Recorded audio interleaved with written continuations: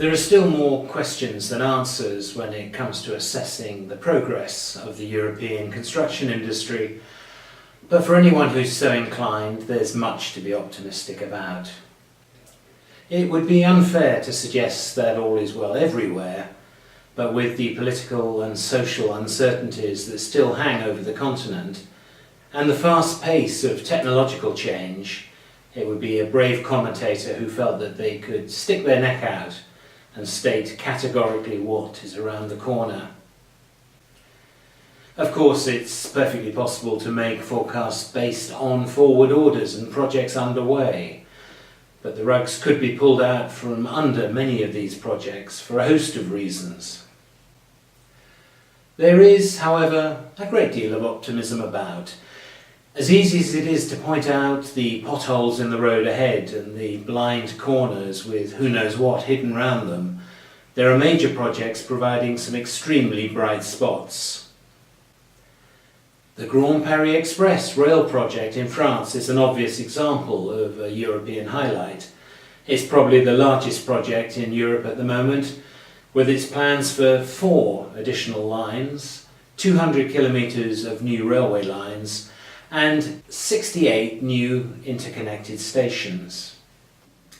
Then there are the plans for the UK's HS2 high-speed rail line, which is claiming to support 15,000 jobs by 2020 and as many as 30,000 at the peak construction period.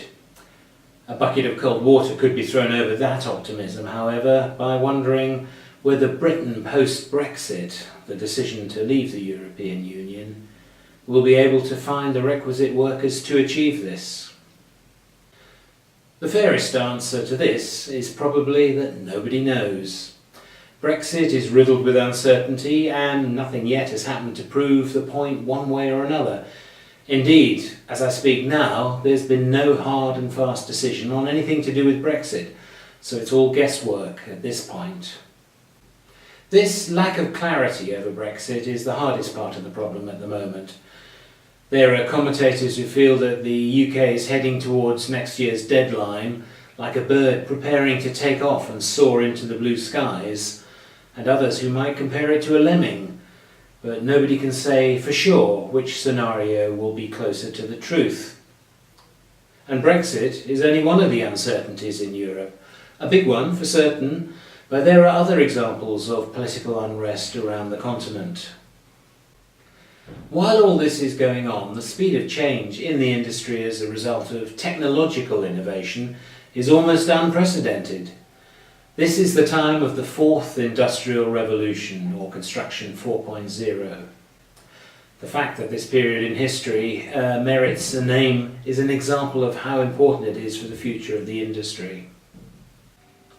According to figures from FIEC, the European Construction Industry Federation, total construction output in the EU for 2017 was €1,364 billion, a rise of 3.5%. Add Switzerland, Norway and Turkey, and this totals 1,615 billion, or 1.62 trillion if you like. That's more than the US and Japan combined. So looking at the FIEC figures for the last few years, after a slight dip in 2013, construction output figures for EU countries in 2017 were climbing steadily, with rises recorded for Germany at 2.6%, the UK at 3.8%, France at 4% and Spain at 4.4%. Italy showed a slight fall of 0.9%.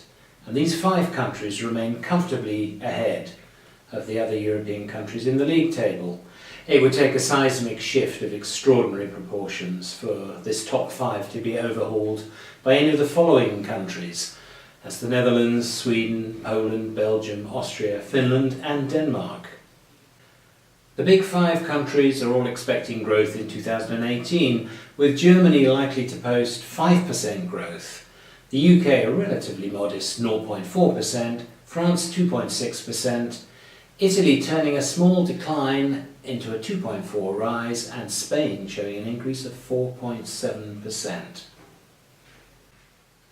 Having suffered a great deal in the aftermath of the financial crash, Spain and Italy are still operating from a low base, but it is good to see positive figures. Turning to equipment sales, growth of 3% is being forecast for the Western European construction equipment market for 2018, following a 26% surge which was seen in 2017. This is according to specialist forecaster Off-Highway Research. It said this would take demand to over 165,000 units, the highest level seen in a decade since the global economic crisis. Following that, a moderate 1% decline is being forecast for 2019, but Off-Highway Research said this should be seen as the market stabilising at a historically high level. In 2017, it said, the market enjoyed the rare phenomenon of all 15 of the individual countries considered in the report showing growth. The report said that this unusual occurrence indicated broad buoyancy in the European market.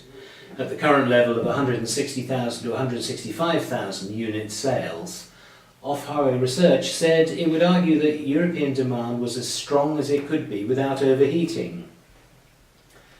Although demand was seen to have risen across the board in 2017, Off-Highway Research said it was the major markets of France, Germany, Italy and the UK which were the key overall influencers, as they currently accounted for 74% of European equipment sales.